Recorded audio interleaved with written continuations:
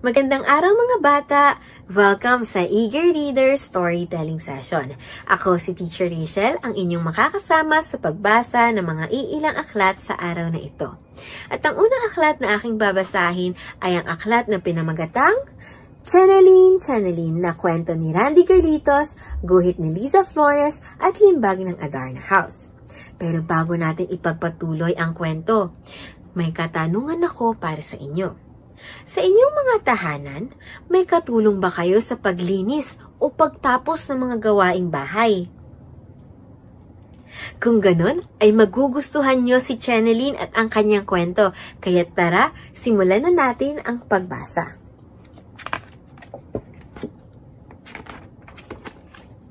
Tuwing umaga sa aming bahay, ang pangalan niya ang una mong maririnig. Kapag binibigkas mo ito, mayroong magic na nangyayari. Channeline, ihanda na ang almusal. Biglang magtitilian ang mga kaldero at syanse sa ibabaw ng kalan. Huhuni ang takore ng mainit na tubig. Maririnig ang kalatugan ng pinggan at kalansingan ng mga kutsara at tinidor.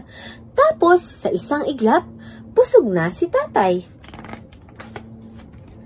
Channeline, ang paligo ko, handa na ba? Biglang magsisindi ang ilaw sa loob ng banyo. Dadagundong ang tulo ng tubig sa balde. Maglilitawan ang mga sipilyo, sabon, shampoo at tuwalya. Tapos sa isang iglap, mabango at malinis na si kuya. Channeline, ang damit ko sa eskwelahan. Biglang iinit ang plantsyang nakatago. Tatakbo ang kabayo na tangay ang lukot na palda at blusa. Tapos, sa isang iglap, unat na ang lahat ng damit ni ate. Channeline, ang bahay dapat malinis na. Biglang magsisibangon ang basahan at sabon. Magsasayawan ang mga bunot at walis. Tapos, biglang makintab at mabango na ang buong bahay. Channeline, laro na tayo! Biglang tatalbog ang bola at magsasalita ang manika. Magiging nanay ko siya sa bahay-bahayan, magiging taya siya sa taguan. Tapos paglingon ko, nakaupo siya, natutulog. Bago ako matulog, ang pangalan pa rin niya ang maririnig kasi may magic ang pangalan niya.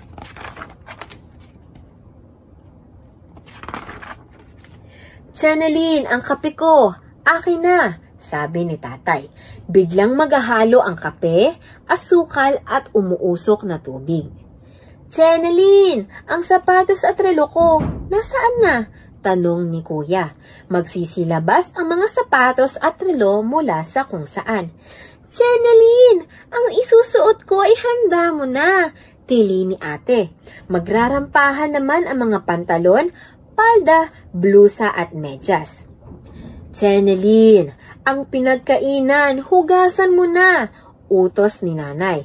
Magsisiligo na ang mga plato, platito, kutsara at tinidor. Basta't tawagin mo ang pangalan niya, mayroon nang iniinom si tatay sa kwarto. Nakita na ang nawawalang gamit ni kuya, handa na ang damit ni ate para bukas. Malinis na ang mga gamit sa kusina ni nanay. Kapag ako nang tatawag ng Channeline, papasok siya sa maliit kong kwarto. Pagod na pagod, pawis na pawis, hingal na hingal, latang lata. Pero kapag mayroon siyang ikukwento sa akin, ang kwarto ko nag-iiba ng anyo. Nagiging dagat ito kapag kami ay mga sirena. Nagiging kastilyo ito kapag kami ay mga prinsesa. Kaming dalawa ni Channeline ang laging bida sa marami niyang kwento. Tapos, tulog na kaming dalawa. Channeline! Channeline! Isang umaga, nagkagulo sa loob ng bahay. Ilang beses nang tinatawag ang pangalan niya pero walang nangyayaring magic. Channeline! Channeline! Sabi ni tatay. Channeline! Channeline! Tanong ni kuya. Channeline! Channeline! Sigaw ni ate. Channeline! Channeline!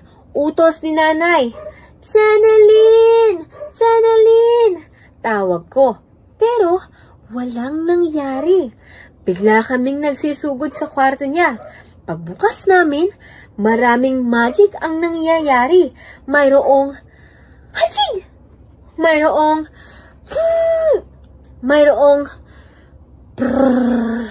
mayroong ubo. Naku, si Channeline, hindi makapagmamagic. May trangkaso si Channeline, sabi ni tatay.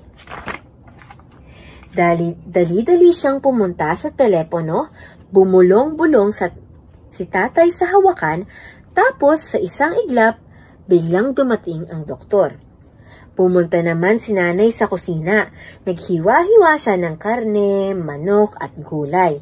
Hinugas-hugasan niya ang mangga at dalanghita, nagtimpla-timpla siya ng tsaa at tubig. Sa isang iglap, may pagkain na kaagad para kay Channeline. Dapat tayo muna ang maglinis ng bahay, sabi naman ni na kuya at ate. Nagbunot ng nagbunot si kuya, nagwalis ng nagwalis si ate. Naglaba ng naglaba si kuya, nagayos ng nagayos si ate. Tapos, sa isang iglap, biglang natutong maglinis ng bahay sina ate at kuya. Para makapagpahinga si Channeline, nagkwento naman ako ng nagkwento. Biglang nagbago ang kwarto ni Channeline. Naging bughaw na langit ito nang naging piloto kami. Naging entablado ito nang naging mananayaw kami. Tapos sa isang iglap, nakatulog na si Channeline.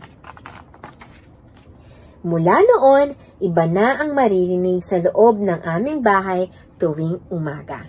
At dito nagtatapos ang kwentong pinamagatang Channeline! Channeline! Na kwento ni Randy Garlitos, guhit ni Liza Flores at limbag ng Adarna House. Mga bata, nagustuhan niyo ba ang kwento ni Channeline? Mabuti naman kung ganon, kaya't samahan niyo akong muli sa susunod na aklat na ating babasahin sa Eager Reader Storytelling Session. Muli, ako si Teacher Rachel. Paalam!